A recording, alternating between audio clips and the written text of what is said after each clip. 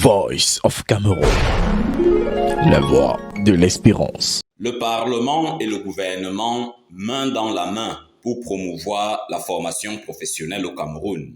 Roger Melingui, député et président du réseau des parlementaires pour l'entrepreneuriat, à côté d'Issa Chiroma Bakari, ministre de l'Emploi et de la formation professionnelle, répondant aux questions du parterre de journalistes invités à ce point de presse tenu ce 2 mars 2022 dans les installations de l'Institut de formation des formateurs.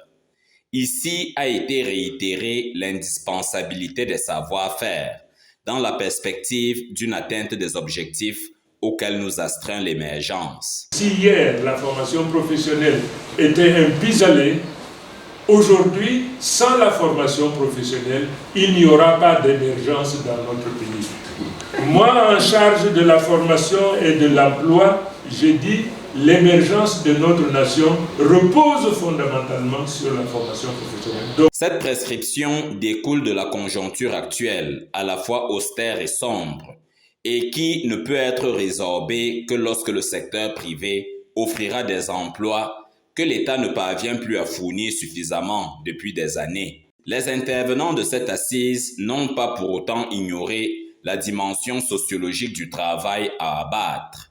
La formation professionnelle souffre encore de certains clichés dégradants qui laissent transparaître l'idée d'une vocation pour rater. L'État camerounais naissant, qui avait de manière sacerdotale la responsabilité de mettre en place les institutions de la nation, de l'État naissant, avait besoin de tout le monde, quelle que soit votre formation. Vous n'avez pas le certificat d'études, vous êtes recruté. Vous avez le certificat d'études, vous êtes un NAS. Ceux qui ont le BEPC, alors c'est vraiment la high society, le bac, est-ce que ça existait? Bref, l'État naissant avait besoin du tout venant.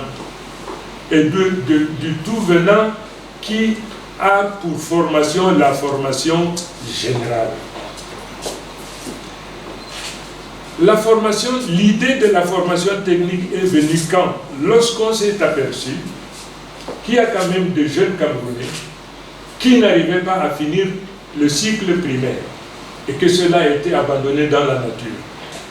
Il y avait également des citoyens qui, bien que n'ayant pas été à l'école et qui présentent des dextérités et des prédispositions, étaient là sans savoir ce qu'il faut faire d'eux-mêmes.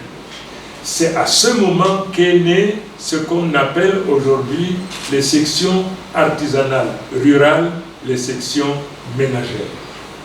Donc dans le subconscient, dans l'imaginaire des Camerounais, aller vers ces institutions, c'est attester qu'on a échoué. Nous ne sortirons de ces a priorismes hérités de la colonisation que lorsqu'il y aura une forte mobilisation des ressources tant financières et logistiques, ainsi qu'un accompagnement par la presse de l'idéal qui est nourri en ces murs. Parole d'Issa Chiroma Bakari, présenté ici comme un défenseur irascible de la formation professionnelle.